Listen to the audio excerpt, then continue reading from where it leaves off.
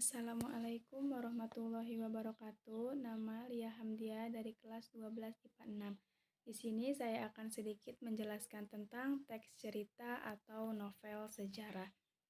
Apa itu teks cerita sejarah atau novel sejarah? Teks cerita sejarah dapat diartikan sebagai kisah imajinasi yang ditulis dengan tokoh atau latar sejarah yang benar-benar terjadi.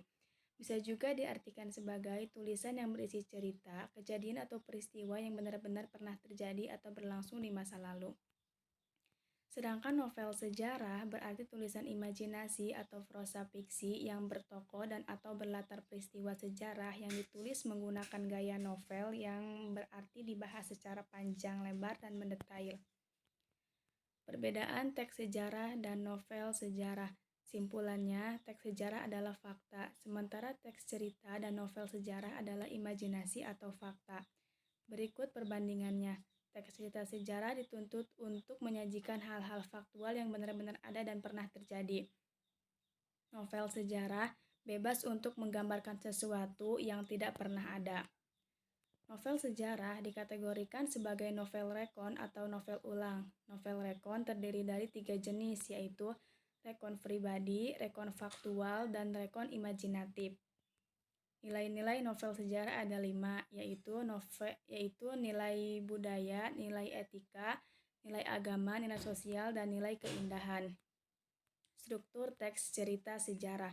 Pengenalan situasi cerita, pengungkapan peristiwa, konflik, puncak konflik, penyelesaian, dan koda. Terakhir, langkah menyusun teks cerita sejarah. 1. Tentukan tema. 2. Buat kerangka sejarah terlebih dahulu dan dapat disusun dengan secara kronologis, sebab akibat, tindakan tokoh, urutan tempat, dan rentetan peristiwa. 3. Cari literatur, sumber sejarah, buku, dan media yang relevan lainnya untuk mengumpulkan fakta-fakta sejarah. 4. Kembangkan menjadi teks sejarah dahulu jika diperlukan, kemudian tuangkan sejarah tersebut dalam cerita sejarah yang diinginkan sesuai dengan imajinasi. Terakhir, cermati kembali teks cerita sejarah yang disusun, baik itu struktur, isi, ataupun kaidah kebahasaannya.